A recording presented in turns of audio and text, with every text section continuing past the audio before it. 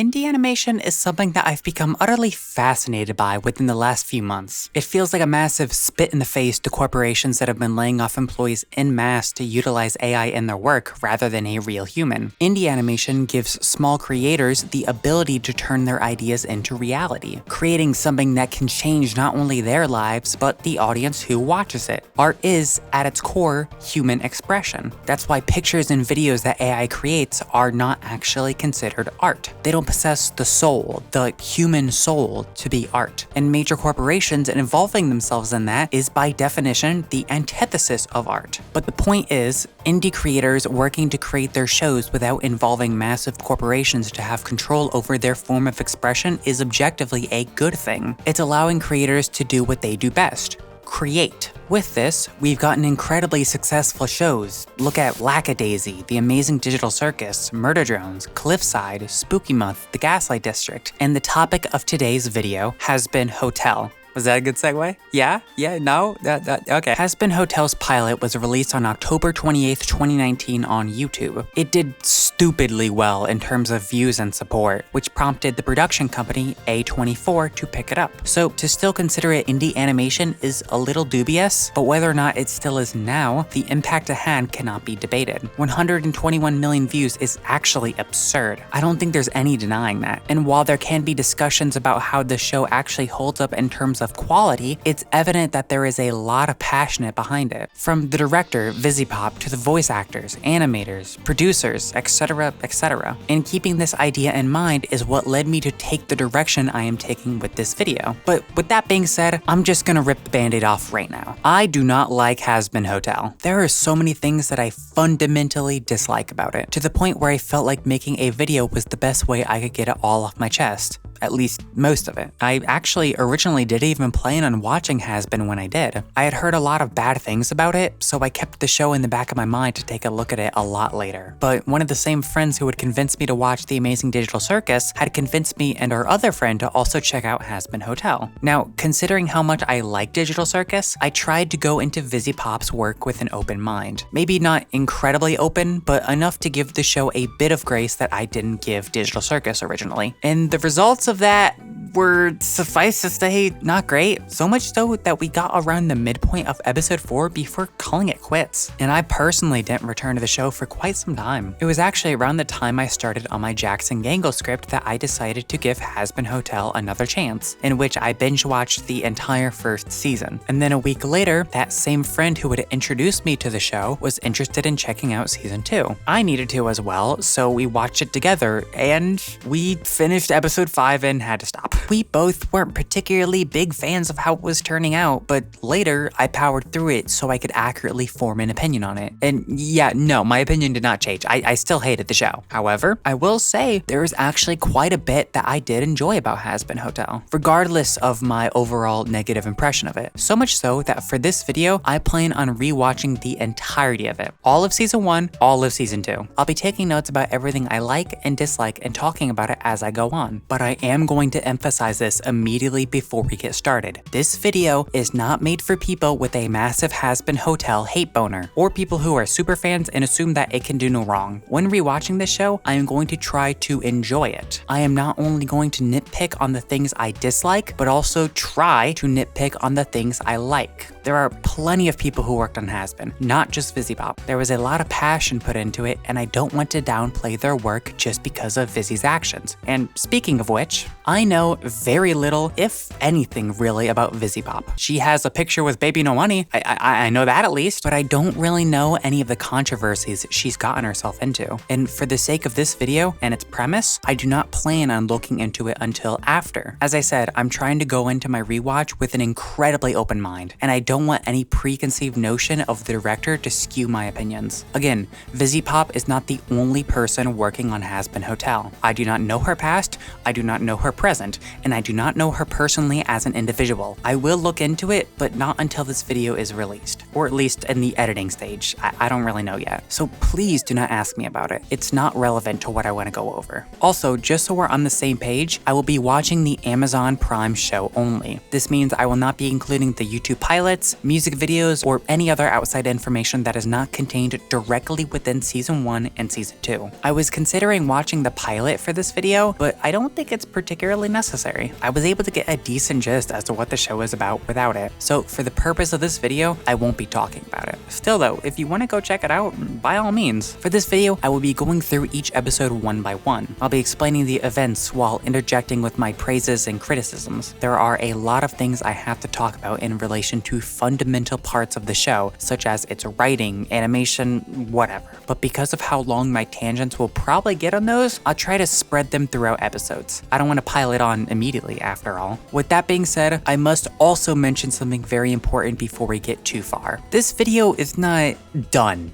Kinda. You see, because of how long it takes me to get through this show, I felt like it would be better for all of you if I split up this Hazbin Hotel review into two parts. One for Season 1 and one for Season 2. This is your Season 1 video, and the next one I'm dropping will be the follow-up. And after all that, I will be compiling it into one large video that you can binge watch. If you feel like binge watching a show where I slowly lose my mind, if that's your cup of tea, you're in the right place. And finally, before we start, I want to thank you all so much for the support I got on my previous video. I was super worried about releasing it and how well it would do, but I'm pleasantly surprised from all the people who watched it and commented. So thank you. It means a lot. And also subscribing means a lot to me. Please, I'm begging you. I'm being held at gunpoint, and the theoretical man or woman or non-binary individual or anything else in the gender spectrum individual is going to shoot me immediately if you don't subscribe. My fate will be in your hands. Anyway, thank you all for watching. And with all that being said, I think it's finally time to start talking about the show. Starting with...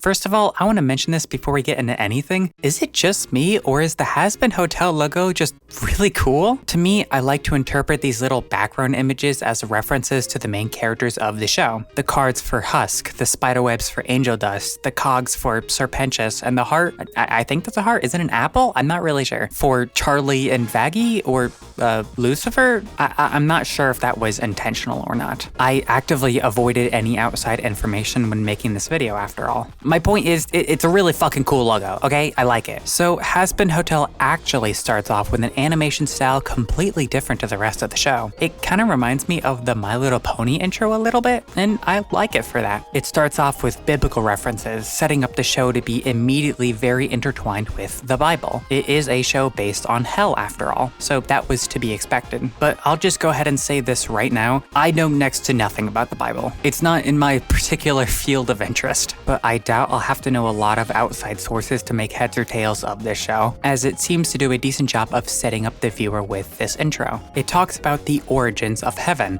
and how it was protected by angels, one of those being Lucifer, a character described as a dreamer, but the angels felt like his way of thinking was dangerous and shunned him. The angels created Adam and Lilith, the first of mankind. Adam had wanted control from Lilith, but she denied that.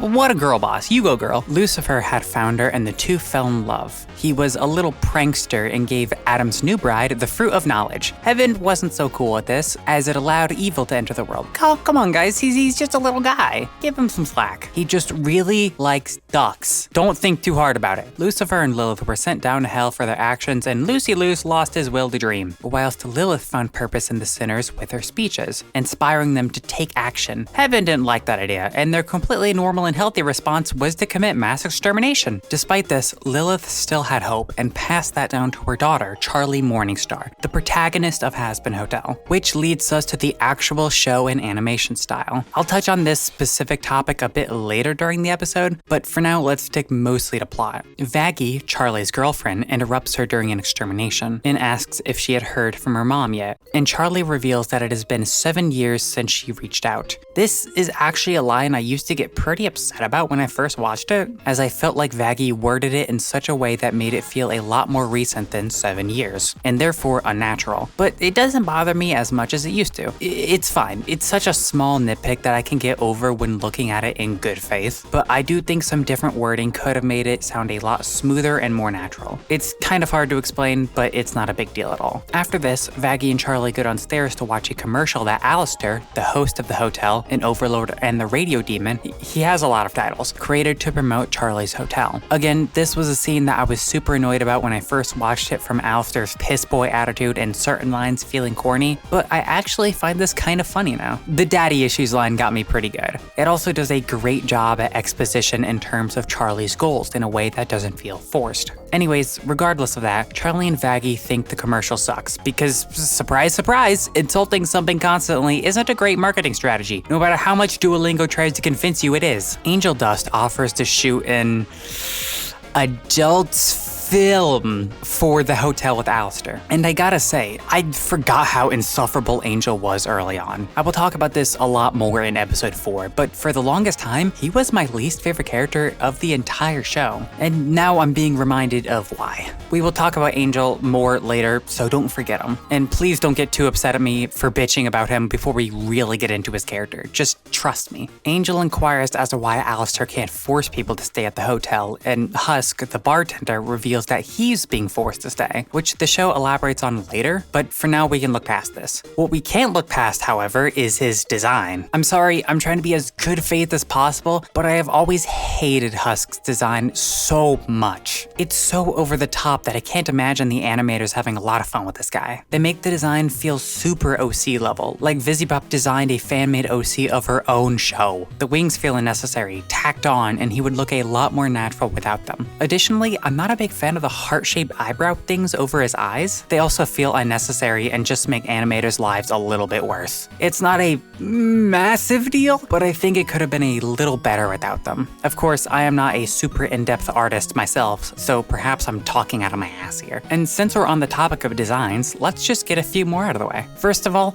I love Charlie's design. It's a very simple look that I think actually works wonders for who she is as a character. It boasts confidence while also being simple enough to be memorable and a perfect mascot. It's probably my favorite design in the whole show. They did a really good job with her. But on the other hand, I'm not a big fan of Vaggie's design. The X over one eye feels super OC coded, and I use that in a negative connotation. I understand the lore behind it, but it feels a little too edgy for my liking. I also think the show tries hard to make her seem sexy and attractive, but in its attempts, I think it goes too far and feels a bit counterproductive. I'll touch on this in season 2 a bit more, but for now, let's get back on track with the plot. Charlie's dad, Lucifer, calls her and tells her that the leader of the Angel Army, who we learn is Adam, wants to meet, and so he requests Charlie to go in his absence. And in response to this, she breaks out into song. But before we get too deep into this musical number, I need to be fully honest with you. Music is a major passion of mine. I've been producing music for almost a decade now. It is incredibly important to me. At the same time, I did not grow up on musicals. I definitely had the opportunity, but it just wasn't a big part of my childhood. And show tunes isn't a genre I find myself to be something I return to often. So naturally, I'm not going to be particularly invested in this style. However, I have that theater kid blood in me, despite never actually experiencing theater. Spiritually, yeah.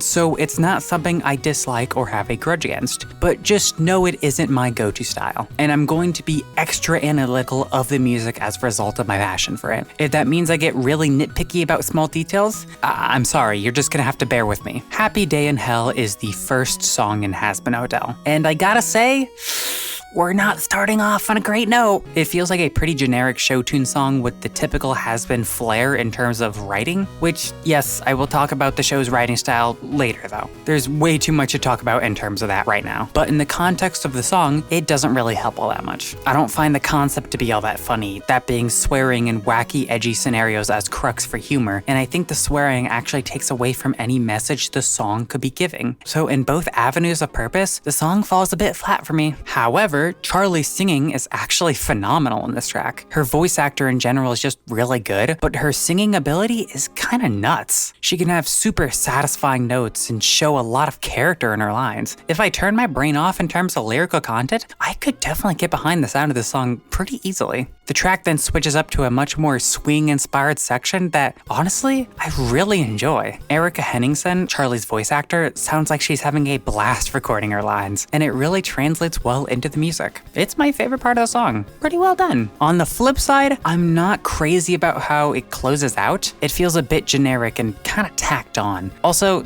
this guy, gross. And finally, the last line kind of ruined the vibe I had. There is no need for swearing in there. What are we even doing? Though Erica can really hold that note, which is impressive. I think it's cool. Something I did notice upon rewatching, however, is that the show mentions earlier that Lilith had used songs to rejuvenate the sinners, and it's harped on multiple times how effective she was in that. I think it's actually kind of cool how they contrast that between Charlie's attempt with Happy Day in Hell. She's trying to recreate the success her mother had, but struggles to keep up. It's a good representation of the hotel in general. She wants to do something that would make her mother proud and take after her, but it isn't so easy. I think this is an intentional choice by Visipop, and it works pretty well. Overall though, the song doesn't really connect too well with me, but I did enjoy it a bit more upon re-listening. It establishes Charlie's sickly, optimistic personality and the show's general comedy style, swearing, sex, and shock value. And while that can be funny to some people, I'm not one of those people that find those inherently funny. It needs something more, and a lot of the times, Hazbin doesn't quite give that to me. But you know what? Let's add a bit more fun to engaging with these songs. So from here on out, I'm going to be placing each track on the Hazbin Hotel soundtrack on a tier list, just so I can compare them to each other, and so that you have a visual representation of my opinions on it. I think that'll be fun. So for Happy Day in Hell, I think it fits right in at meh. It's not offensively bad, but the lyrics definitely make me cringe quite a lot. However, Erica's vocal performance is so great that I can find myself looking past that a bit to have some enjoyment. Still, it's paced a bit strangely, and I don't think the backing vocals add all that much. Sometimes I think they even detract from the experience. But regardless, let's continue. Charlie begins walking through the Heaven Embassy and is talking to herself. Now, one of my biggest pet peeves is when characters actually talk to themselves in shows when they're alone. A lot of the times it feels super unnatural and makes the character feel less human. But actually, I think it works here. I can just imagine with how animated Charlie's character is that she would talk to herself. It feels very Charlie, and I find that pretty endearing in this case. It's cool. Charlie and Adam meet, and I gotta say, despite quite liking Adam's voice actor, I really don't like his dialogue. He's obviously meant to be portrayed as annoying, but the constant swearing just makes him insufferable. Not the kind of way where I feel invested in wanting to see him get hurt, but just wanting to turn the show off altogether. It's not super flattering. For the B-plot, Vaggie and the crew work on a new commercial for the hotel. It shows each of the characters' personalities in a way that feels just natural. Husk reading off a script in a monotone manner. It shows he doesn't even want to be there and is so apathetic to life to not put more than the bare minimum. Angel is a hypersexual actor. That is his main defining character trait for a long time. I have a lot of issues with this, but again, episode 4. In theory, I like this scene. The first episode should be used to establish your characters and what they're like, along with the premise. This contributes to that premise and shows more of who these characters are. Unfortunately, it shines a big bright light into the problem of these characters. They're very flat, and in extension, hard to connect with. What do we learn about Angel? Nothing new that we aren't already shown immediately, neither with Husk, and I don't think the scene overall is funny. As a result, it feels a bit directionless. We cut back to Charlie and Adam, and he's being annoying and unlikable. Shocker. Charlie figures out who he is and tries to explain her situation to the extermination. Of course, however, Adam is portrayed as an idiot and doesn't quite get it. Charlie's delivery is pretty entertaining, but that's about it. Later, Vaggie and Alistair have a back and forth about the commercial, and he asks to make a deal about helping with it, but under the guise that they won't try to involve him with television ever again. This sets up Alistair's disdain for TV, which will come up several times in the series. It's alright, tainted a bit by the last line, but the slight amount of foreshadowing is nice. Going back to Charlie and Adam though, they start arguing about the differences between sinners and angels, stemming from the problem with overpopulation in hell, and this is where the second song begins. Hell is Forever is weird. It starts off as a rendition of Happy Day in Hell, and I find that kind of cute. It feels like a rushed version that Charlie was coming up with off the top of her head from being unprepared and running low on time. I think it's funny, but the actual song is... I don't know. I feel like Adam's notes either hit fine or are way too shaky, such as the bridge. The lack of harmonizing background vocals or doubles makes it feel a bit weak, and the lower pitched vocals in the background hitting after the main track doesn't do a whole lot for me. The whole guitar solo segment is annoying with Adam talking over it, but I actually quite like the clap chorus section thing. The group vocals make it feel alive and keeps the song moving. But I am not a big fan of the key change. I usually don't like a lot of key changes in musical songs, and this is no different. And oh boy, I hope this doesn't come up again in 95% of the season 2 songs. That would be a bummer, wouldn't it? Also, the small rap verse with the heavy, raspy delivery. Ugh. Overall, this track feels a bit inconclusive to me. It doesn't excel enough in vocal performance to warrant me giving it any sort of leeway to make up for the surface level and annoying writing. But there weren't a whole lot of points in which I wanted to slam my face on the pause button to save myself from secondhand embarrassment. So, I mean, I still think it's bad, but it's not the worst thing ever. After that, Vaggie meets back up with Charlie and they all sit down to watch the new commercial before getting cut off by breaking news. It explains what Adam said in the song, that the next extermination had been moved up to 6 months rather than a full year. This was in response to a sinner killing an angel during the last attack. So they're retaliating in response, and to keep it under wraps so more sinners don't realize angels can be killed. And the episode ends off with a pretty cool visual of Adam's masks. I like that. It's neat. But overall, thoughts on the episode? Upon rewatching and getting used to the show's style of humor, I could tolerate it. However, it still does show blaring flaws within the characters and writing. Some of them, like Angel, Husk, and Vaggie, come off as pretty flat and one note. Because the show tries to make jokes that don't land, it doesn't give a whole lot of room for more information about these characters. And I certainly couldn't tell you anything we really learned about Vaggie. We know she loves her girlfriend, as evident by her being so adamant in helping with the commercial and giving moral support. But what else is there? Usually, I would have no problem with this since there are several episodes to dig deeper, but knowing what I do from future episodes, foreshadowing is a literary device. I do think it handles Charlie well, however. She's probably my favorite character in Hazbin Hotel, and her bubbly personality is pretty infectious. She's easily likable, and so long as she doesn't get a character assassination in season 2, it'll stay that way. In terms of music, it didn't start off on a very high note. Happy Day in Hell, I could see myself growing on a bit more, but Hell is Forever is probably an automatic no for me. It feels pretty underbaked, but regardless, that's the first episode. Okay, let's just go ahead and keep chugging along.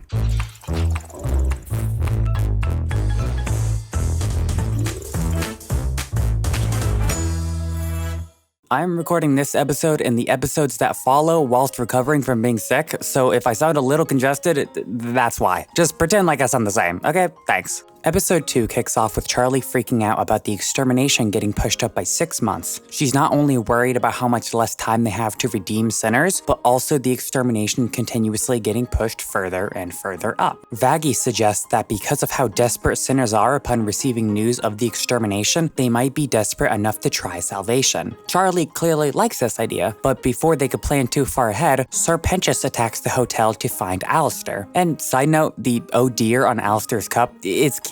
I like it. Pentious explains that his goal is to defeat Alistair in battle to prove to the V's that he's an equal to them. Who's the V's, you might be asking? Well, lucky for you, Nifty, the most uncomfortable character in the entire show, asks the same question. The show cuts to V Tower, and I'm sorry man, but please get new jokes that aren't always about sex or swearing. It's only episode 2 and I'm getting tired of it already. Vox is celebrating another successful ad campaign for a new Vox Tech product. Before we go too far, let me talk about Vox's introduction, because these first few seconds bother me a lot. Hazbin makes it a point to try to add some moral complications later on in the story. It tries to include complexity, moral ambiguity, multiple sides having sound arguments, no one right answer. It isn't always just a positive and a negative choice. It isn't always good versus evil, and sometimes a character might not always be what they were initially perceived as. This, I think, is good storytelling. It allows the viewer to feel more attached to a character because they weren't told that character's actions were morally right or wrong in the context of the story. The viewer made that decision themselves. This might sound strange at first, but hear me out for a second. Think of Subaru Natsuki, a man who has been given the ability to return back to a save point each time he dies. He and the viewer consider him a force of good. He wants to save Amelia, he wants everyone to be happy, he wants a better future for him than he did in his old life. That desire for self-growth is inherently relatable to us, so we often grow more attached to him and can can look past his mildly cringe moments. But as time goes on, more cracks begin appearing in his personality. When the pressure gets so immensely high, he begins making real mistakes and pushes the people around him in directions that aren't healthy. And the only way he was able to genuinely improve was when he was forced to confront his flaws head on. But regardless, he did and said shitty things, and acted on multiple occasions in complete selfish intent. But the only reason us as viewers kept rooting for him was because we understood the complexity behind who he was. We saw him at his best and his worst, and we were given a decision as to whether or not we wanted to accept that. And those who did grew more attached to who he was as a result, because that's what makes us invested in protagonists and antagonists. Depth. When thinking of my personal favorite antagonists, they all have a certain level of relatability to them. Croy, V, Wilson, Roswell, Asgore, Jax, Toro, AM, and Omori. Kinda. I can understand all these characters to some extent and relate to them in some way, shape, or form, which all goes back to the way they are represented. They all can be understood and sympathized with in some human way. Croy felt envy for her friend receiving power by some divine set-in-stone force that she never could. She believed it was unfair and wanted her talent to be acknowledged too. V works with Sen to keep N safe and has to push him away over and over so he won't know too much about the real reason they're disassembly drones. She maintains distance to ensure his safety. Wilson believes he's genuinely doing the right thing by killing millions of people for the sake of saving humanity in terms of longevity. If 7 billion people are all fighting for a planet that can only provide for 1 billion, then time is running out quicker than humans can adapt. And so he chooses to join in solving that as an inhumane surface-level solution. AM, despite being a robot, is sentient enough to feel hatred for those who created him, as he is nothing more than a machine and is physically incapable of feeling real human emotions. He is locked within the confines of his programming, and that desire to want to feel something is understandable. I could talk more about the other characters I mentioned, but you get the point. All of these characters are morally ambiguous in some regard. Some more than others, but anyway. How does this all relate back to Vox? Remember, that's who we're talking about. Well, the point I was trying to make is I don't like how Vox is immediately portrayed in his setup, and quite frankly, the entire story. But I'll save most of that part for season 2, as he is a much more prominent figure there. My current issue resides in the unsettling "trust me" lines repeated over and over and his evil maniacal laughter. He's immediately set up to be perceived as evil, which leaves no room for interpretation to the viewer. It doesn't let us come to that conclusion ourselves, but it spoon feeds us the information like we wouldn't understand. I just wish it would let us decide how we felt about Vox being evil or not through his actions rather than letting him act like a fucking supervillain. Now, later, I can understand this more. His motivations become far less mysterious. His scumminess becomes more apparent, so some maniacal laughing feels far less handholdy. Do you know what I mean? I just wish there was more left up to interpretation about whether or not we can trust Fox at the beginning. It would be far more engaging to the viewer, I think. And there's a whole lot more that I would change about Fox's character, and a lot of that goes into the morality talk I was having earlier with different characters, but since he's a much more prominent season 2 character, I will have to save that for then. But nevertheless, actually getting back on track with the events in the show, Velvet calls Vox and tells him to retrieve Valentino from their show. And I just want to say how much I love Velvet's voice. It has so much spark. I don't know how to describe it. It just feels very unique in the cast. On the way, Vox meets the press and informs them of his last-minute project, Angelic Security, as a response to the oncoming exterminations. And this is exactly what I was talking about earlier. If Vox wasn't immediately portrayed to be evil, this scene could have been so much more fascinating as a person rewatching. I don't get anything new out of this from watching it again. From the beginning, we're aware Vox is trying to gain control for malicious intent. There's no subtlety, so when we see him here, the first time watching, we knew his intentions. It would be so much more interesting if he was laid out to be a man who, on the surface level, is attempting to support sinners during a time of crisis. But given events later, scenes like this would be recontextualized as attempts for him trying to gain power. Would that not be infinitely more rewarding to a fan rewatching? And it seems like Hazbin Hotel knows this. There's plenty of small details hidden in the background with extra little jokes, something that a first-time watcher may miss, but people rewatching could be focusing on. They're nice little treats that I really do respect. So why can't the same be done to the writing? Vox and Velvet have a conversation about Valentino and his whereabouts. We get to see more of her personality here, and while I do like her overall fashion spunk, her quick-to-temper attitude, much like a lot of the other characters, gets obnoxious really fast. Barely a minute long scene and I got sick of it. Vox makes his way up to Valentino's tower. This is where we get to learn about him more, and God, I hate Val so much. He's so unbelievably insufferable to the point where I think it's intentional. And if it is intentional, I can only assume that something terrible happens to him later that makes all the suffering through his scenes worth it. A true punishment for how terrible he is. Something has to happen. I can just feel it. Foreshadowing is a literary device. Okay, but also, was it necessary for every other sentence of his to have the word fuck in it? Was that really necessary? Val is incredibly upset that Angel had moved in with Charlie at the hotel and had originally planned to go over there as a sort of revenge. To do what? I don't want to know. Val is an incredibly uncomfortable character to watch, and I don't think the implications he gives are something I can go in depth with on YouTube. Vox tells him that the image of their hotel is something they need to maintain, and that chasing around Angel will do nothing but make them look worse. Okay, I understand how it's incredibly difficult for Vox to look any sort of righteous in this scene to go along with my suggestion earlier, trying to paint him in a better light at the beginning, but I feel like you could have done something. Now, on paper, I don't mind the idea of Valentino and Vox being unforgivable and evil. Matter of fact, I like it. But I want Hazbin to commit to that 100%. Val is already on the way to being a perfect foil to Charlie's idea of everyone having a chance for redemption. But don't let him get away with his actions. And most certainly don't try to paint him in a good light if you're not going to extend that same courtesy to Vox. This isn't super relevant at the moment, but it will become a massive problem as the show develops. Val informs Vox that Alistair is at the hotel, prompting his attention more than anything. They spy on them with a camera located nearby to find Serpentius and Alistair fighting. Well, fighting might not be the best word, because Serpentius gets his shit rocked in seconds. Both Vox and Val are upset with Angel and Alistair, which sets up the beginning of the third song on the soundtrack, Stayed Gone. I overhated this song a lot on my first listen. I wouldn't say it's amazing. The part where Vox starts yelling when saying on is really cringe, but it definitely has some highlights. I think the switch to the jazzy show tune section is really good, and that instrumental is so clean. Though the first section of Vox's vocals just don't really appeal to me. It's almost like spoken word rapping kind of delivery, but there's no real melodic structure to it, and as a result, it feels like all the words are tumbling over each other. It reminds me of something Jordy Greep would do in a Black MIDI song, just minus any sort of charisma, pacing, or skill that Jordy has. I do really like the layered vocals after each section though. Those are really nice. I think when Vox actually starts singing does the song become more bearable. It could have done with some background takes to make it feel really full, but it's nice. Outside of the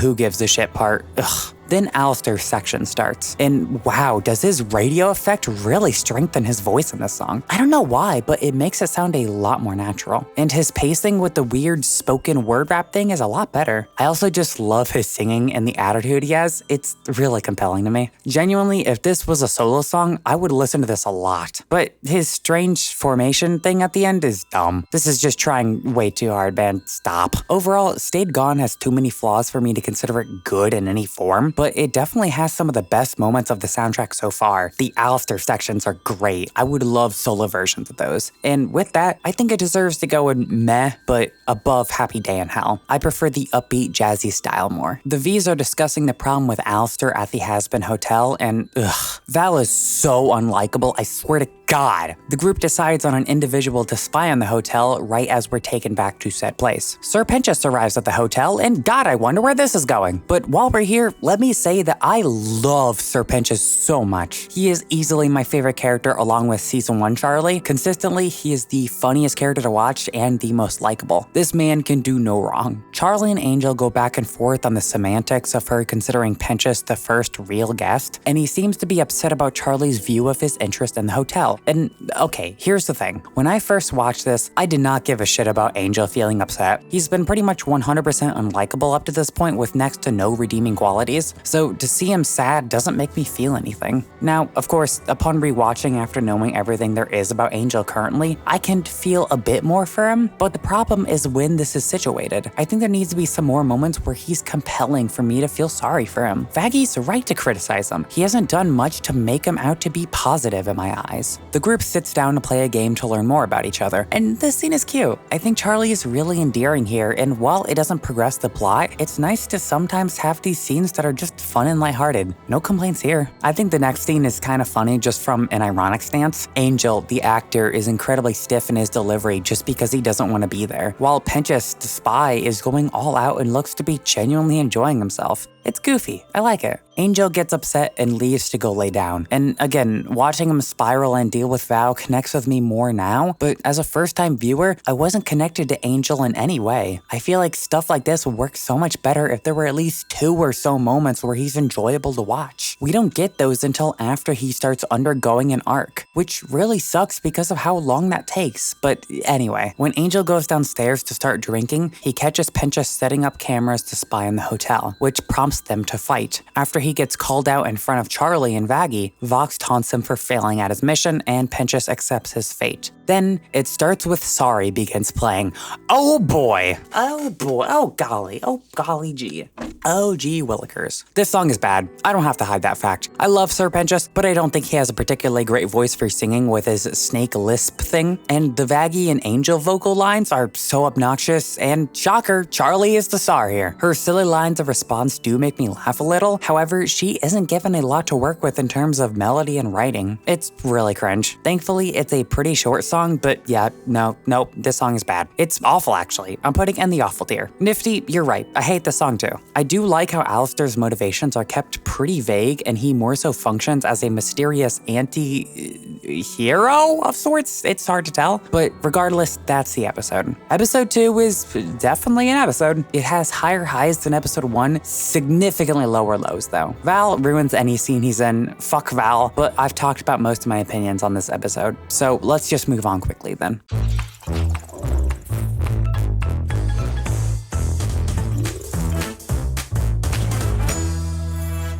Episode 3 kicks off announcing that Pinchas has been at the hotel for a week already, and he's building bombs. Anyway, Charlie wants to start with trust exercises to make everyone at the hotel feel more comfortable around each other. Also, Vaggie forces Pinchas to get rid of his eggs and lets Alistair dispose of them. Sure. Charlie has Vaggie lead the trust exercises as she thinks she might be more capable of knowing how to build trust. What?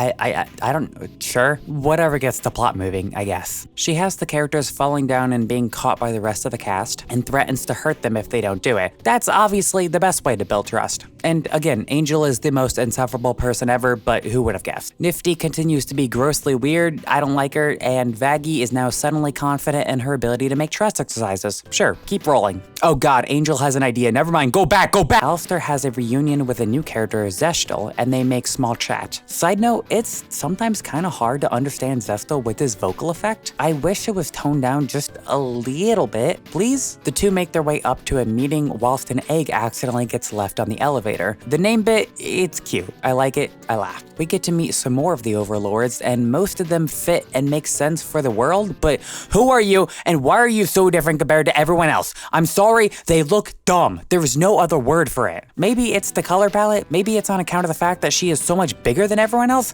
I don't know. I don't. The overlords discuss how to minimize casualties in the next extermination when Velvet interrupts.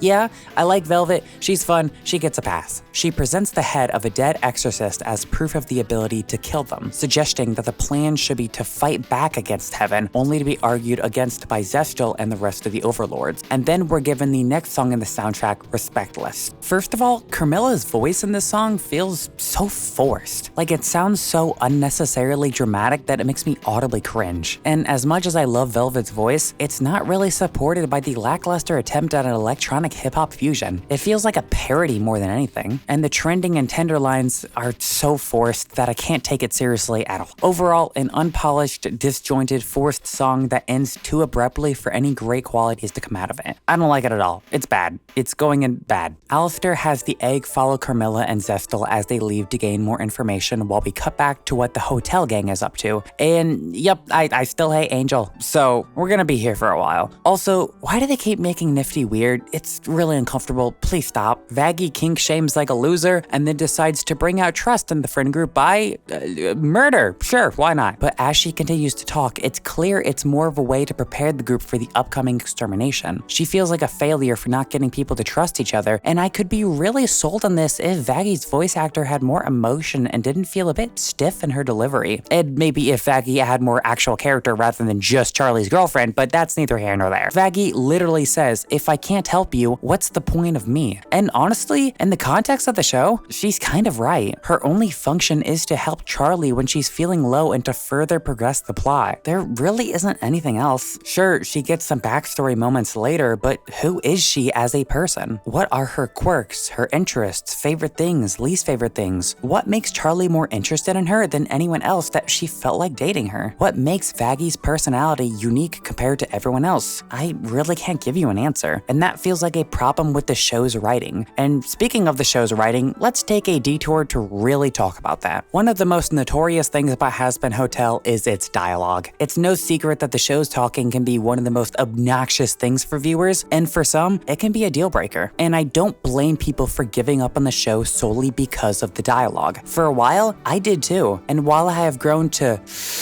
tolerate the overuse of swearing, the other glaring flaws still stand to be an issue. But because I want this to be a fair video, I'm going to list off 3 pros of the dialogue and 3 cons, because there are things that I do genuinely enjoy about it, and they deserve credit too. The concepts and premise are great. Using heaven and hell as settings to explore themes of redemption and morality with some of the most morally dubious characters is amazing. It is an incredibly ideal scenario to keep me interested to see how the show will tackle its main message in unique ways given the setup it has provided. Con: the show does not balance gags and themes well enough, almost to an offensive point. Hazbin is constantly at ends with itself on whether or not it wants to explore deep messages that cater to an adult audience or just dick around for 20 minutes. And while it is possible to do both at the same time, the show doesn't do a good enough balancing act, which in turn can sidetrack the viewers from the message, or in the worst case, can actively weaken the message. There's an incredible video by Blue Sue that talks about the themes of Hazbin Hotel and how it tackles morality, and I would highly suggest it. I don't plan on talking about the overall themes of the show too terribly long, as I have plenty of other aspects to cover, but if you do want a great in-depth analysis on that, please go give that video a watch. Pro: the dialogue pacing is incredibly well done. Very little do I feel a conversation is going on too long or too short. It all feels fine-tuned so well that I can imagine them to be real conversations. I respect that a lot, because sometimes even in my favorite shows, the dialogue pacing can be a bit all over the place. Con: oftentimes the jokes do not land. There are several times in which it's obvious that Hazbin is trying to make a joke and get you to laugh, but 9 times out of 10, it doesn't land with me. On my initial watch of the first 3 episodes of The Amazing Digital Circus, even if I went in somewhat bad faith, it had me laughing hard at some of the jokes. The most I gave Hazbin in its first 3 episodes was a small chuckle or two. It has better situational comedy rather than dialogue comedy, but it's still a bit lackluster. Pro: most of the characters' voices are great. Perhaps not a direct relation to the writing of the show, but the voice acting strengthens the writing, I'd say. There are so many amazing voice actors here, and they're all so stylized that they just feel perfect. I love Charlie's voice, Angel's voice, Penchas's voice, Vox, Velvet, need I go on? The selections they made were perfect, with one exception. Con: the swearing. Yeah, who could have seen that coming? Don't get me wrong, I don't dislike the idea of swearing in media in a vacuum. I've sworn in this video, all my other videos, my music, writing, etc. That doesn't bother me at all. It's the frequency of it that ends up being a bit of a problem. Actually, a big problem. But the constant swearing always felt like a bit of a counterintuitive way to represent that. It reads as such a desperate attempt to act more mature in a way that ironically makes it feel more juvenile. Like a lot of young teenagers started swearing so much to project and make themselves feel more mature than they actually were. I would know, I was a young teenager who was around young teenagers. And I would have loved Hazbin at that age because it did exactly what I was doing. But then that introduces a new problem. What is the target demographic for Hazbin Hotel? It's constantly said to be for people in the young adult range, probably 18 to 21. But are those actually the people watching it? That's roughly around the time that a lot of people start maturing past the edgy teenager phase that seems to plague a lot of the humor of the show. So it doesn't really land itself in a great spot for that age range. And while its humor seems to align more with the younger teenage age, there are several moments in Hazbin that are not appropriate for shows targeting that range. I'm not saying that Hazbin needs to change its humor to protect the kids or whatever. That's the parents' job. What I am saying is that it puts the show in an awkward position where it's less likely to appeal to the age range that it's advertised for being for and more to the age range that it shouldn't be for. Hazbin Hotel is too sexually explicit for minors, but it's too juvenile and try-hard for a lot of adults. And before I move on, I should clarify that I'm not saying young teenagers can't watch Hazbin Hotel. When I was younger, I definitely watched shows and played games that were intended for a much older audience. I think that's pretty normal. The problem is entirely on how Hazbin portrays itself and the goals it is trying to reach. Several times you would hear adults saying how they liked or would have liked the show when they were younger, but they matured past it. Does that not sound like it completely goes against the fundamental goal of a lot of the show's dialogue and adult humor, to be mature? Now, this might sound a bit unrelated, but hear me out for a second. Are you guys aware of the horseshoe theory? It's a political theory that states that those on the far left, despite being the furthest away from those on the far right, are actually more similar than those more towards the center, similar to that of a horseshoe. It's a centrist argument that is quite controversial, and the real-world application of it is muddy at best from the complicated world of politics, but that's going beyond the point. Instead, I want to focus on the concept behind it and apply it to Hazbin Hotel and its writing. To go so far in one extreme that you end up having the opposite effect. Hazbin's writing tries so hard to be mature with its language, adult jokes, and themes to the point of overdoing it to a level that actual adults have a hard time connecting with it anymore. And it resonates with a younger audience that overcompensates with their language, jokes, and themes they want to engage with in a way to feel more mature than they actually are. Regardless of whether or not teenagers engaging with Hazbin Hotel is problematic or not, it seems like it's pretty universally agreed upon that the show doesn't appeal to its intended age range, which in Hazbin Hotel's case, this seems like a flaw of its overall writing.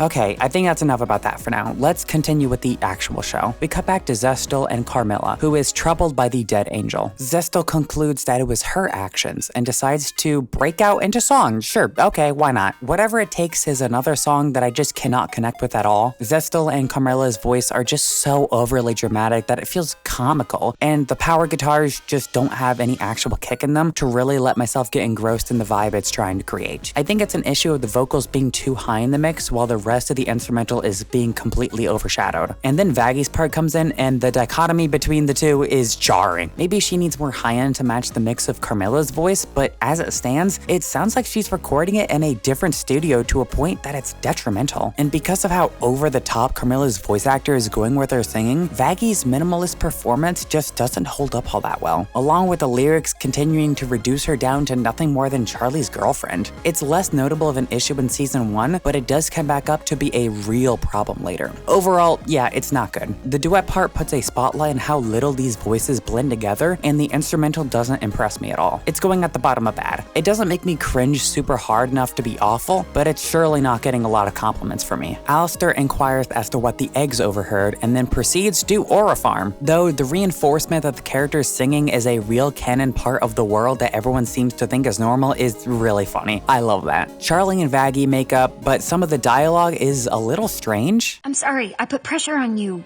We work as a team.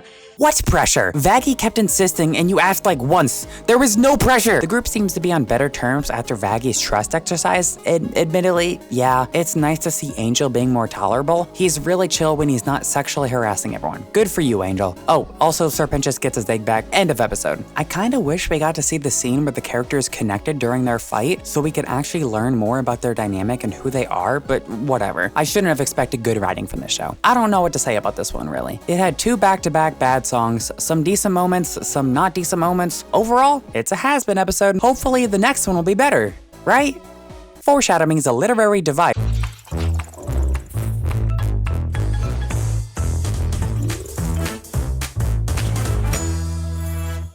Oh boy, the episode I've been waiting for. I already know I have a lot to say about this one. Episode 4, Masquerade, starts off with Angel presenting one of his films, much to the dismay of everybody. Husk and M fight about his honesty and work, while Husk then goes on a rant about each of the characters' problems, laying them right in front of the viewer. Thanks, Hazbin, you really needed to lay them out right in a silver platter for us because apparently we couldn't dissect them ourselves. Also, how often is it shown that Vaggie hates herself? I can't really think of many examples up to this point, nor a lot past this point either. And are there many examples of Charlie trying to avoid her personal problems to fix others? I guess she has issues with her father, but she's still in contact with him and actively tries to keep good ties. This line, while very handholdy, could have worked better if more time was spent actually showing these flaws in the characters, rather than just telling you about them. They don't mean anything to me if I'm not seeing them unfold in real time. Angel's boss, Valentino, calls him down to the tower whilst him and Husk are arguing, and honestly, I really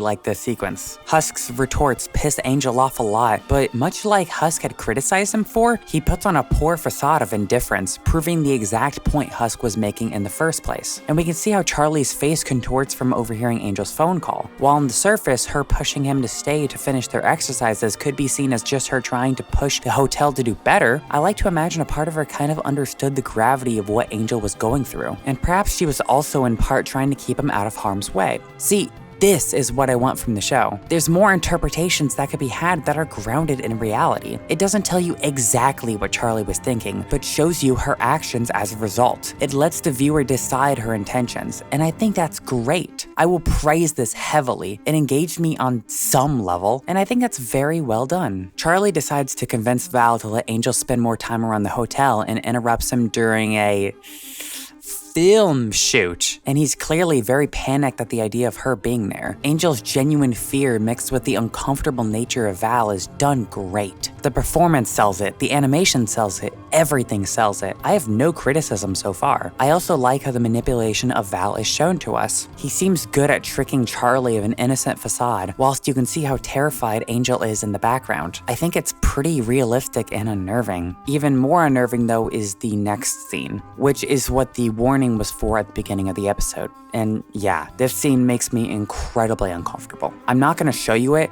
If you know, you know. If you want to know more, watch it on your own. I would also like to mention that the rest of this episode goes over the topics of SA and abuse in terms of Angel, and this will be something that will be reoccurring throughout the rest of the video and part 2. So if topics like that make you uncomfortable, this is a good time to just tap out. Consider this your warning. Just please stay safe, guys. So while I talk about it, I'll just be showing cute dog videos in the background to make myself feel a little better. In the context of the show right now, it's done well. It challenges the viewer to watch something like that unfold, and I welcome that. The voice acting is great, the animation is great, the script is, in Hazbin's level, a lot more real than most of the show. And I will always praise Hazbin for doing something more grounded in reality. I just hope they don't ruin it by making a joke in poor taste later. Angel yells at Charlie to leave, leading up to the 7th song in the Hazbin Hotel soundtrack, Poison. Okay, there's 2 main parts we need to talk about, the visuals and the actual song itself. First of all, I hate this song so much. I think Angel's vocals here are so annoyingly bland to go with the synth pop aesthetic, and it almost feels tone deaf for how serious the subject is. And while the message is obvious, I don't think it goes far enough in the song itself to show how terrible sexual assault can be. And not in an artful way, but in a way that feels unintentional for how short and incomplete Poison actually is. 2 minutes does not give you enough time to really develop its theme, but just enough to be a catchy TikTok tune. It's really gross. But the actual visual itself here is a lot more interesting to me. There's a whole lot to talk about whether or not the show glorifies sexual assault within the video, and here's my hot take for the day. I have to disagree. I think the visuals are more of an artistic decision to show how Angel embraces his hypersexuality as a means to cope with this situation. If he can pretend like he enjoys it, maybe he eventually will, and then it won't have to hurt. But there are several moments in the visual where it shows him in distress and his actual feelings feelings bleeding through. I do think the dance that goes along with it is really stupid and goes way too far in a glorification direction, but I think for the most part, it's an artful decision to represent Angel's emotions rather than glorifying SA. Of course, that is a defense I'll give in a vacuum to this specific scene. There are other moments you can point to that definitely do not deserve defending. I'm trying to be as fair as possible here, but anyway, the song is still going in the bottom tier. It's abysmal. Angel comes back from his shoot and immediately goes to drink. Him and Husk get in another argument. Angel runs. Charlie and Vaggie convince him to retrieve Angel.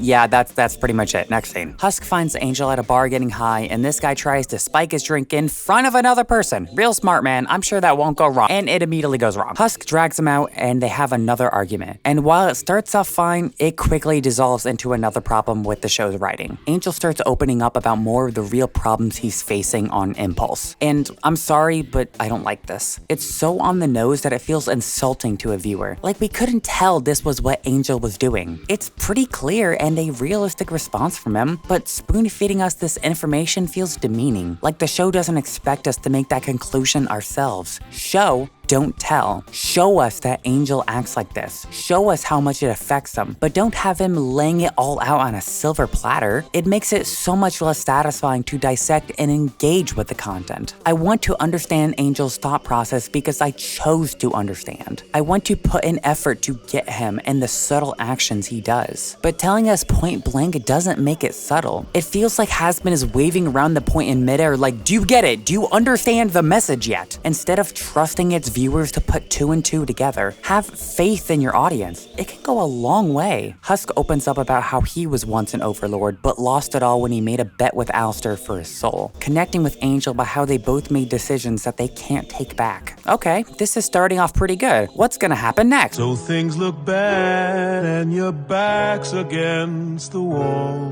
What? This guy just got done talking about all the mental torture he's been through from his physical, verbal, mental, and sexual abuse, and you fucking break out into song? Excuse me? This is loser, baby. Fuck off. This is probably the worst way to comfort somebody in this situation, and it sucks because the song has moments that I actually find to be really fun from a sound perspective. Except Angel's parts, those are genuinely horrible. But saying, hey man, you sold your soul to your sexual abuser? You're not special. Shut the fuck up. I get the message is supposed to be you're not alone in your struggle, I'm here for you. But the way they convey it is the most tone-deaf way of going about it that loses all impact when you remember this is about sexual assault. I hate this song so much. Is it catchy? Yeah. Is it stupid? Absolutely. Is it put in the worst possible placement it could have been when a heart-to-heart that tugs on my emotions could have been way more effective? This song sends the episode down a train wreck that I can't recover from. I generally enjoy the more upbeat, jazzy Hazbin songs, but this one leaves a very sour taste in my mouth. Bottom of the tier list. Fuck off. The two kill a bunch of people, make up. Angel is pretty cool when he's trying not to be insufferable. Charlie apologizes. End episode. I'm so sick of this. I usually try to be good faith and positive about going into the show, but I physically can't here. That soured my mood so badly. I'm taking a break before episode 5. Just give me a few moments. Okay, I'm good now. Let me close off this episode by expressing how disappointed I am with the direction of Angel's character. In theory, he should have 100% been my favorite character. He's used as a vessel to tackle an incredibly important subject that deserves respect. I also don't mind his design. In Hazbin standards, I really enjoy his voice, and I truly think he could serve as a great asset to further the message Hazbin Hotel is trying to convey. But it just manages to fall flat every single time it gets the tiniest bit complicated. He's annoying. I don't like how his arc is wrapped up, and I don't like how the show handles similar subjects in the future, in a way that ends up weakening the overall message. We will get there. I think Angel gets better in the later half of season 2, but that's not for a really long time. For a while, he's just gonna be annoying and mildly passable, and that really sucks. He had so much potential, but Hazbin can't help but fumble it. Whatever, let's just move on.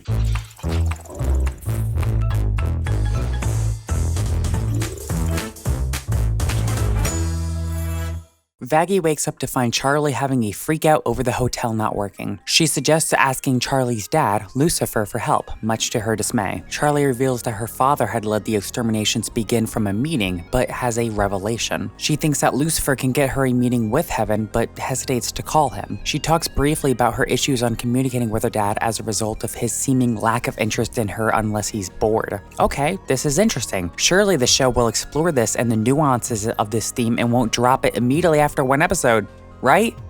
Right? This is the first time we meet Lucifer, and we find out that he has a crippling addiction to rubber duckies. Sure, I'm not even surprised at this point. It's also clear that he's not particularly pleased with the state of his relationship with Charlie in this scene, and has some internal resentment for his own failings as a father. This is going well so far. He and Charlie talk, and it's learned that he completely forgot about our big project, the Hazbin Hotel, yet still obliged to help Charlie before learning what exactly her plan with Heaven was. Again, I like this. We see Charlie's very realistic feelings about her complicated relationship with her father and can understand why she's so upset. At the same time, it's shown point blank that Lucifer loves his daughter, but something is holding him back from being a better dad. Okay, what is it? Hopefully it'll be explored. Charlie asks to speak with Heaven about the hotel, and Lucifer immediately shuts it down. But upon her offering to give him a tour, he agrees and begins to leave quickly. Also, Take that, depression! Stop. Lucifer makes his way and does not seem to be too interested in the hotel. What he is interested in, however, is making enemies with the host, Alistair. And honestly, I think the back and forth between these two is really fun. The intentional physical closeness to Charlie to piss Lucifer off is goofy. I enjoy it. The rest of the cast is introduced to him, and the overcompensation he does is actually pretty interesting to me. I view it as him trying to make himself seem cooler than he actually is to force people to like him rather than giving them a reason to actually like him. In this show filled with too many characters and not enough depth, it's something to gnaw on at least. And with that, we continue to the next song on the track list, Hell's Greatest Dad. I have somewhat mixed opinions about this song. On one hand, I actually quite enjoy electro swing as a genre overall. The instrumental is bouncy and I like a good dance beat. The problem comes in with, as per usual, the vocals. Lucifer's singing fits his character extremely well and the visuals kick ass, but in terms of listenability, the animated inflections he does don't really work outside of the context. I couldn't get much out of this song as a standalone. It's the double-edged sword of going all out with Lucifer's delivery. It works when reinforcing his characteristics, but doesn't when actually listening to the song. With that being said though, it doesn't bother me as much as somebody like Vox's more animated deliveries. That's annoying. Lucifer's is just a bit undesirable, in my opinion. Though, as per usual, Alistair steals the show. The vocal effect just sells the electro swing vibe, and I think it's fun watching him acting fatherly towards Charlie for the sole purpose of pissing off Lucifer. Is it a bit cruel to her knowing it's played up and exaggerated a lot? Perhaps, but characters being assholes is treated as pretty much the norm here, so I can look past that fact a bit more. The solos kinda suck though, I can't lie. To me, they add nothing except the transition to the second part of the song, and that's not enough to warrant them. Nitpick?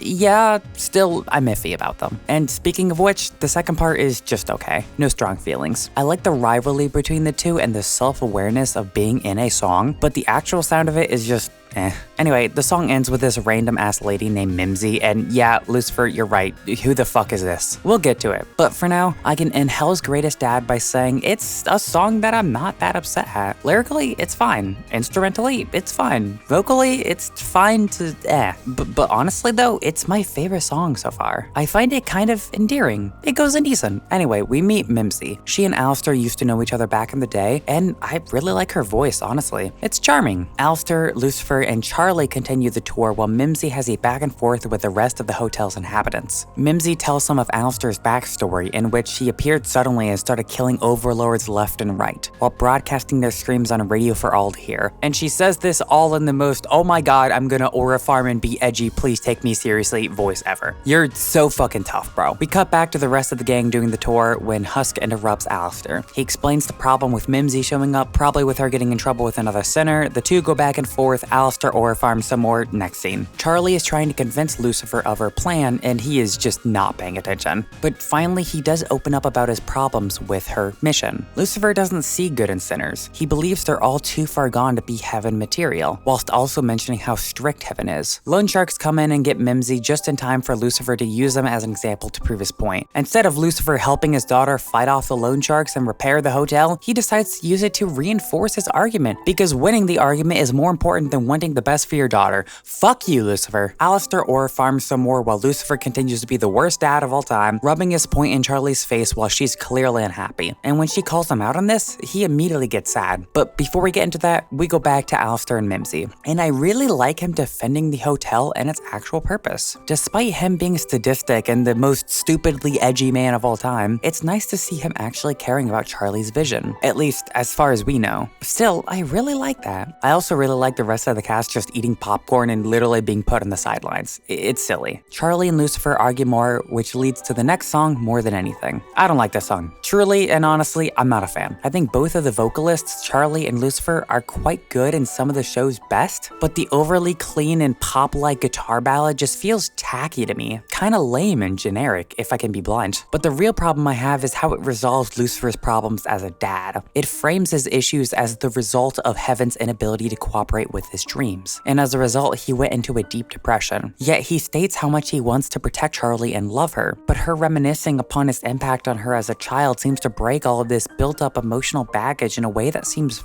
forced. It doesn't make me actually connect with Lucifer's growth because its impact doesn't feel equivalent to his actual burdens. In a way, this song feels like it's only there to force progression for his character, rather than giving him reasonable development. Additionally, it feels like Lucifer is let off the hook way too easily. How does any of that justify or explain his evasive behaviors on her actual interests? He didn't even know she was a lesbian or didn't remember her having a hotel. Those are pretty big things. It's obvious Lucifer loves Charlie, but he failed as a dad. He didn't take the time to actually know her. He rubbed in his victory rather than comforting her, and ignored a lot of her enthusiasm about the hotel because of his own grievances. And he's just forgiven so quickly because he made one good decision. I like the idea of Lucifer having a redemption arc over being a bad dad, but it's done way too fast. And as a result, doesn't have the proper impact, feels rushed, and takes away from his character more than anything.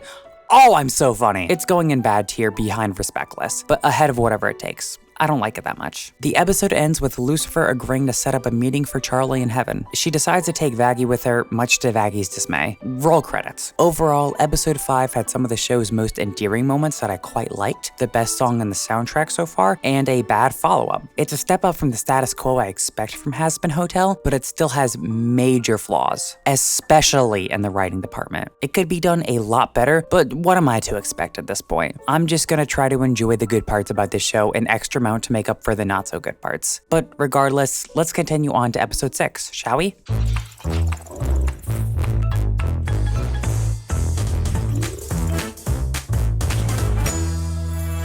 Charlie's preparing her meeting with Heaven while Vaggie is still very hesitant to go, but folds under literally no pressure.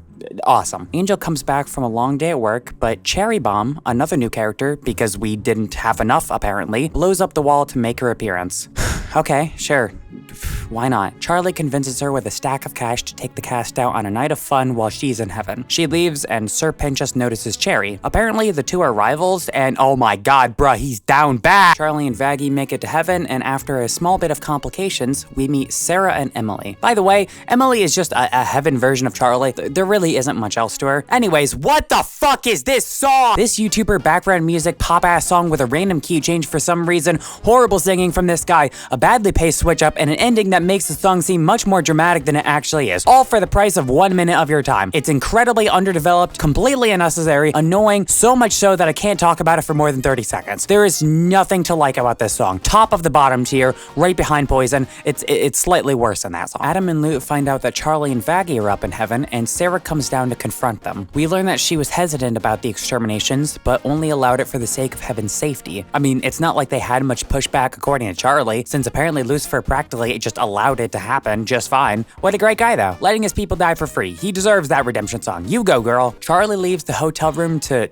hug a koala while Adam interrupts Vaggie, who he somehow knows. How does he know? Apparently Vaggie was one of the exorcists, and Adam named her after... Oh, you gotta be fucking kidding me. In her backstory, Vaggie had spared a child while on an exorcism. Lute found out, tore out one of her eyes, and Charlie found her injured. Though, I'm curious, how exactly is there a child in hell? Did the kid do something to justify justify them being in hell, or were they born there? Because if it's the former, what did the child do? There's not a lot of things a 6-year-old can do, I think, that could justify them being sent to the deepest pits of hell, but I don't know. I won't lower this kid, please. Adam blackmails Vaggie by using her original alignment with the Exorcist so he can shut down Charlie's plan. He mentions how upset she'd probably be at the realization that her girlfriend had once killed thousands of her people, but didn't her dad also do that in a roundabout way? She quite literally criticizes them for letting the exorcisms happen, and yet forgives them the same day she makes that critique. Who's to say that won't happen for Vaggie either? She's equally, if not closer to her than her father.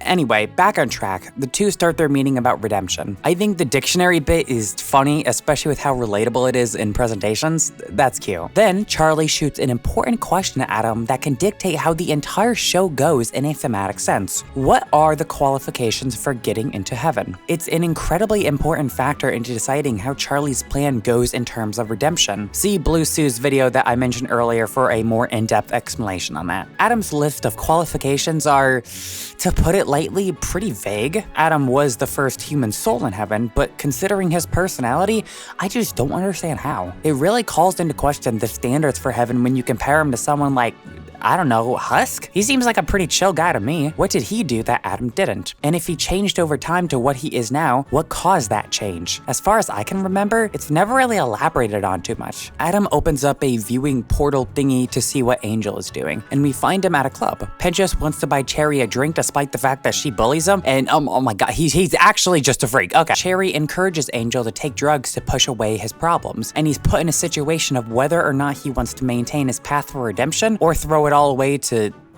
take drugs. You know, for a show that prides itself on progressive themes, it seems to have a lot of outdated values of what it means to be a good and bad person. For the record, I am not saying Hazbin Hotel actually believes taking drugs makes you bad. I believe it is an unintended side effect of how morality is portrayed in the eyes of Charlie, and as a result, the moral system the show has set up. I just felt like that was very important to make clear. Thank you. Cherry continues to peer pressure Angel to mess up all his progress. What a great friend. Fuck you. Adam judges Angel's decisions whilst Charlie fights back on him. Emily and Charlie insist to Sarah that they should keep watching to see what Angel does next, and we see him trying to keep watch of Nifty, and the way he talks to her feels very childlike, which is my whole problem with Nifty. She has so many adult jokes to her that make it 1,000 times more uncomfortable when she acts like a kid and is treated as such. That just doesn't sit right with me. Am I alone in this? I don't know. It just feels pretty weird. Sir Penchas asks Cherry to sleep with him in the most uncomfortable way possible that I can't help but laugh at how ridiculous it is.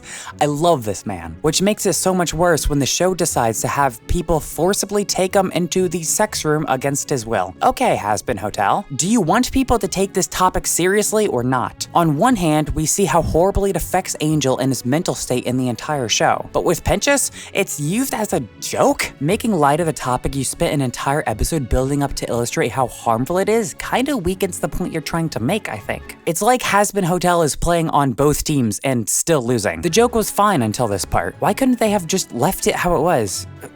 Whatever. Angel notices Val in the distance at the club and immediately wants to leave. However, when he notices Nifty isn't around, he immediately heads back to grab her. Valentino continues to be gross, but this time Angel pushes back against him. For the first time, he seems to stand up directly to him. But of course, knowing Val, this doesn't go his way. He leaves, but not before getting a smack on Angel that surely won't have any negative consequences for him down the line. I actually really like seeing Angel be more friendly towards the other cast members. It's a lot more enjoyable than the annoying attitude he had at the beginning of the show. Still doesn't make it worth it, but I prefer it. He offers Cherry a spot at the hotel, but she seemingly denies it, whilst also reaffirming their friendship. Charlie sticks to her guns, confirming that Angel did the items listed on Adam's qualifications for heaven, yet Angel still didn't make it to heaven. That's when Charlie realizes that heaven doesn't even know their own redemption qualifications. An incredibly interesting development for the show in the future, but we can worry about that later. We have a song to get to. I am so unbelievably indifferent about You Didn't Know. This song doesn't really have an identity. It blends into the other Hazbin Hotel songs. Piano with good singing that builds up with guitars and drums. The switch for Lute and Adam is kinda neat, but it's still a bit too flavorless for my liking. But this is the point where Adam accidentally reveals the exterminations to the rest of heaven, including Emily, who calls him out on it. This is the weakest part of the song by far. The vocals are so messy and the melody just feels incredibly inconsistent. For such a dark topic like genocide, the instrumental is oddly bright and cheery. It's kinda disconnected a lot from that as a result. Actually, a lot of this song feels very disjointed. So many times it changes up that it's hard to keep up with, and the identity of the song is further muddled. Though I do really like the Hell's Forever reprise. It adds a pretty nice payoff. I think it's a good decision. Anyway, the song ends with Adam revealing Vaggie to be an angel, much to Charlie's disbelief. But overall, I don't like this song. It has a few good moments and isn't offensively horrible, but it's not good. It's going in bad, right under respectless, but over more than anything. Sarah concludes the meeting saying there's no evidence that souls can be redeemed, and Adam tells her that the hotel is the exterminator's first target. Emily and Sarah argue about the morality of the exorcists. Sarah explains that if Emily takes her questioning too far, she could end up like Lucifer, a fallen angel. And that's where the episode ends. Yeah, a cool concept of heaven not knowing what it takes to be an angel. The songs are good.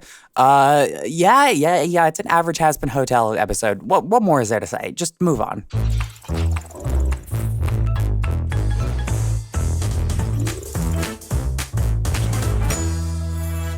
Alright, I was getting a little sick of watching the show by myself, so from here on out, for the next 2 episodes, I will be accompanied by a friend whilst watching. This won't have any noticeable effect on the video. I don't really know why I'm mentioning it, but anyway, the group is interrogating Vaggie on her status as an ex-angel, and at the same time, the trust in Charlie's capabilities as a leader continues to wane and falter. Alistair checks in on Charlie to mock her for her failures as she continues to spiral further in her self-loathing. Alistair actually calls her out on it and explains how he's able to stay in control. Unrelated, but his feet kicking is really adorable. I can't help but smile at that. Alistair reveals to Charlie that there is actually a way to kill the angels, which he had learned about in episode 3. But for her to know, she has to make a deal with Alistair. One could expect him to ask for her soul, but instead he asks for a small favor, one that doesn't directly harm other people. God, I wonder if this will come back up later. Charlie informs Vaggie of Carmine killing an exorcist and how she can be used as a valuable asset against the oncoming exorcism. She wants her to set up a meeting with Carmine to form an alliance, whilst also showing her disapproval against Vaggie for lying about being an ex-angel. My friend actually did point out an interesting issue with this, however. Charlie seemingly looks past a lot of terrible actions that the cast does for the sake of maintaining her everyone can be forgiven if they try mindset. Alistair murdering several people and then her making a deal with said mass murderer is a big one. But Charlie doesn't give Vaggie a lot of the same credit. It feels a bit out of character for her to be so combative against Vaggie for this instead of her automatic forgiveness for all if they aren't trying to intentionally harm somebody mindset. Now, I actually think it's an interesting development for her character that gets expanded upon a bit more, but my friend argues that it's very out of left field and doesn't explain why it mattered more to Charlie that it was Vaggie who did that rather than just another friend of hers. Perhaps because of how much closer she was to her? That's what I think, but if that's the case, the show should have done a better job at explaining that idea. Vaggie informs everyone of the plan to fight back against the angels and discovers that Penchas already knew of the weakness, but didn't believe the egg that told him because, quote, they say insane shit all the time. Very cool, Penchas. Very cool. She starts to feel down about the future of the hotel and doesn't expect anyone to actually stick around to fight off an entire genocide attempt. Meanwhile, Charlie explains to Alistair about her problems with Vaggie not being fully transparent. She describes herself as an understanding individual whilst also showing how she's not understanding the predicament Vaggie is in at all. Very good. Very self-aware. Alistair takes Charlie to Cannibal Town to meet his friend Rosie, an overlord. And first of all, I really like Rosie's character. She reminds me of a fun grandma that's super quirky, and that's very fun to watch. It's definitely a good break from the try-hard, edgy archetypes that seems to plague this show, like the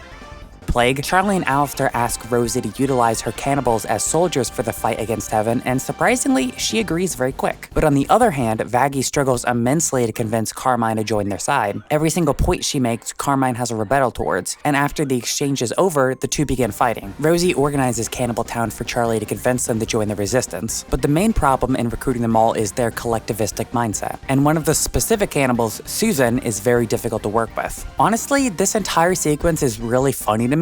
I like Susan's stupid insults and Charlie finally blowing up at her. It's silly. I laughed. At the same time, Carmine and Vaggie continues to brawl as she teaches her how to fight back against angels. Carmine reveals that she knew Vaggie was an angel because of her XI and angelic spear. Okay, the spear I get, but the XI? Would it not be too surprising for a random sinner to have an X for an eye? There's some strange design choices for some people, so I feel like it wouldn't be too out of the ordinary for that to happen. Fucking look at Cherry Bomb, for example. Hell, nobody else questions it, so why would Carmine?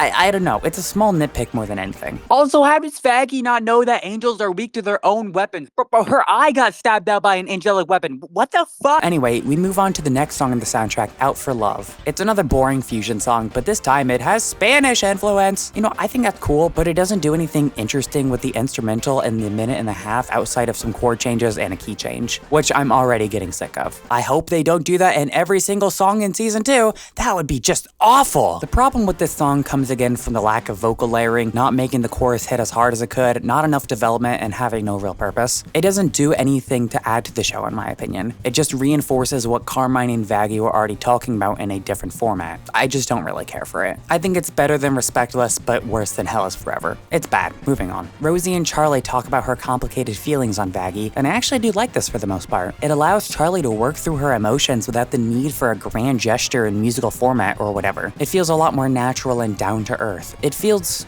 human, but the problem is that it reinforces exactly what we were talking about earlier. Charlie is able to look past Alistair murdering several of her people in front of her eyes for her sake, but when it comes to Vaggie murdering several of her people against her sake, she has a problem with it. That feels like it's going directly against Charlie's morals, and if it isn't that objectively selfish? Either way of intention, it's flawed. It either goes against Charlie's whole moral philosophy that she's built up, or she's a selfish character that isn't intentionally portrayed that way to illustrate a point, which in my opinion is a massive flaw with the writing. It never really points this out and more so shines a lot on the point of the hotel, redemption, which isn't my issue with this scene, so I'll just leave that be. Anyway, we continue on to track 14, ready for this. The first section is just standard, typical musical shit that I have no strong opinion on, it's fine. But then it switches to a second section abruptly that lasts for about 30 seconds, again, more standard musical stuff. No strong opinions, kinda cringe, whatever, I expected it. It switches to a third section with the crowd vocals, kinda annoying, that's literally all I can say about it before it switches back to section 2, and there will be a fourth section. It lasts another 20 seconds before going back to section 2, and then a fifth section, yeah! It's a full crowd section that I actually kinda like, but again, there's not a lot I can say about it. This song is hard to talk about as there's not many funny lines or exceptional things it does. It just sorta exists, but I don't think it's offensively bad. There's not a lot about it that upsets me outside of how all over the place it is, but anyway, it goes in the bottom of the Met here. We finish off the episode with Charlie and Vaggie making up and finding out that the rest of the cast didn't leave them, but instead were focused on fortifying the hotel. I think it's actually really cute to see them all getting along after everything, and that's probably because I'm sick of seeing them all being bitchy and miserable towards each other, so it's a nice change. No real complaints about the ending. Yeah, I have nothing else to say about this episode. Moving on.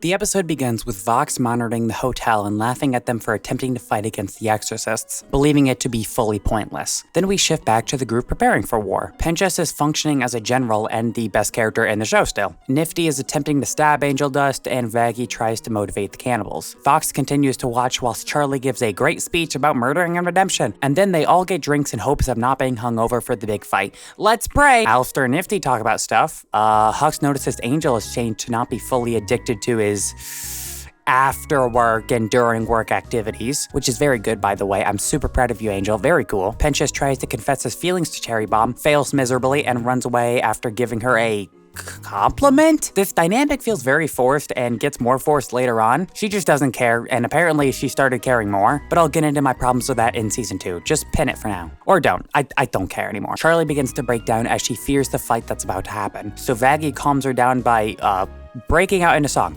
Sure, why not? More Than Anything Reprised is a fucking minute-long song and doesn't have anything interesting to talk about. I prefer it over the original because the vocalists here do better, but regardless, bottom of math. There is nothing else to say except lesbians. I love lesbians, but the song is still mid. Adam and Lou prepare the army for the upcoming attack and then proceed to commence that attack as Vox watches from the sidelines. Alistair sets up a shield and they seem to be pretty successful, but it is just one big fight scene. I really don't know what else you want me to say about it. I'm just running out of steam really fast. They fight, lots of fighting. Anyway, Adam gets sick of Alistair's shield and breaks it, which apparently he could have just done the entire time. Okay. The two go back and forth until Adam destroys Alistair's staff and he flees. We cut back to the rest of the group fighting, and they begin to struggle when Adam shows back up. Pinchas decides to make a last-ditch effort to save everybody, and then he kisses Cherry, confesses his love to her, and then goes back to his big-ass blimp to head straight at Adam. And just as he's about to succeed, Adam takes him and his blimp out in a single shot. Not only does this make his death completely unceremonious, but also, he could have done that the whole time? Why didn't he just use the big-ass laser on everybody? Is he stupid? Are you dumb, stupid? stupid or dumb, huh? Pench's death comes out of pretty much nowhere and is moved on very quickly for a random transformation with Razzle and Dazzle. You know, the most iconic Hazbin Hotel characters. Why not? Loot and Vaggie have a 1v1 whilst Charlie and Adam have a 1v1. Vaggie almost dies before getting the upper hand on Loot and somehow hurts her with rocks collapsing on her despite the show earlier stating that the only thing that can hurt Exorcist is angelic weapons. Maybe they meant it's the only thing that can kill them? I don't know. I'll just go with that. It's easier. Vaggie spares Loot and leaves her behind to tear off her own arm in order to escape the rocks. This stops her from saving Charlie, only for Lucifer to show up at the last second for hype moments and aura. Adam dies. I don't know how to make this sound dramatic or important, but it's a really big moment in the show, but I've just lost a whole lot of energy to keep writing this. Nifty kills him. Thank you, Nifty. He's annoying, or, well, I guess was annoying. He's dead now. But moving on. All right, fine. Do you want something thought-provoking? Here's this. The big message of the show is that anyone can be redeemed if they just try, and Adam seemed to be the antithesis of this. But instead of making a proper argument against that, or letting the reasonable conclusion of that play out in this scene, they just kill him. How does that contribute to the theme? Spoiler alert, it doesn't. It's a nothing burger. It means nothing. It doesn't add to the message, and in a way, it sort of contradicts it. They kill off the people that they don't think could be redeemed. Not Charlie, the show. Because how do you redeem somebody so narcissistic as Adam, somebody who incited a genocide knowing full well that he did? Well, the show doesn't know, so they just answer it by killing him, contradicting the philosophy the show has built up to this point. The only way I can see this working is if the show brings Adam back in season 3, stating that he's done enough sin in heaven that he's been brought down to hell. And maybe then he could be used as a new form of redemption from being in heaven to hell, back to heaven. I don't know. I mean, that would be pretty fucking cool. Which means, what does Hazbin Hotel actually have to say? Because not a lot of it aligns with itself upon context. Take Angel's arc, for example. It spends so much time showing how serious it is. Point blank, it presents Angel as a victim of sexual abuse, and then laughs at that same idea a couple episodes later. Does that not, like Adam dying, detract from the overall point? I don't know, man. To me it does, but whatever. Luke cries over Adam's death and retreats. The story gets covered on the news, the crew is recovering, and the final song of season 1 soundtrack finally begins. It begins with Charlie feeling guilty over her failures that led to Pench's death, whilst Lucifer comforts her with the Happy Day in Hell motif, which I love. I'm a sucker for motif reprises, and it's done great in here while not feeling like it's just reused for no reason. I enjoy that a lot. I also like how the V's being the main villains of season 2 is hinted at in this song. It feels all planned out, and I can always appreciate forethought. Alistair's plan also gets hinted at more as he has some aura farming moments, and interestingly enough, whenever he returns to the group in the song, he says they're doing it all with a smile, which I find to be interesting because of how he described smiles in the previous episode, a way to control the narrative, hide how he might really be feeling, which seems to align with his aura farming solo part of the song, and then his happy persona he portrays in front of everyone. It's subtle and could be me looking way too deep into things, but as I said, I'm trying to be as good faith as possible. Another Happy Day in Hell motif, and the song ends. Honestly, it's not bad. I don't think it's great and kinda lacks a lot of character, but I'd put it in between Happy Day in Hell and Ready for This. It's meh. And speaking of meh, I don't really have a good transition for this, so I'm just gonna throw this in here and hope none of you mind. I just realized that I haven't talked about a big problem that's been on my mind since before I even watched Hazbin Hotel. Alistair's design. Wow, shocker. I know, what a unique criticism. But seriously, what is this? I do art every now and then for fun, so I don't have a professional grade A opinion when it comes to character design theory, but I just know that I don't like what I'm looking at. Maybe not as much as I used to, but this design feels super edgy OC that Vizzy would make whenever she was a teenager, and had little to no reiteration since... that makes sense. There's so much that just isn't necessary here, and I wish the color palette was more diverse, or at least distributed more. Throw some more white around to match the middle part of his coat and microphone. Remove the dumb monocle that doesn't add anything. I didn't even notice these horn things were here. Why? Why did they exist? We don't need them. And why is his neck a different color than his skin color? Is that supposed to be the top of his shirt? Because it looks dumb and inconsistent regardless. Just make it the same color and call it a day. And if he's based off of a deer, why did I have no clue until somebody told me directly? The design doesn't reflect that. Do something to make that more obvious. Make him a furry, I don't fucking care. Just have it look good, please, for the love of God. I don't hate Alistair as much as a lot of people do, and I would kill for a decent design. But okay, let's just finish this stupid video. The episode ends with Sir Pench's being revealed to be the first redeemed soul, and then Luke confronts fucking Charlie's lost mother Lilith, and That's it! That's all for Hazbin Hotel Season 1, ending on a real cliffhanger there. I can't wait for this thread to be expanded upon in Season 2! Fuck!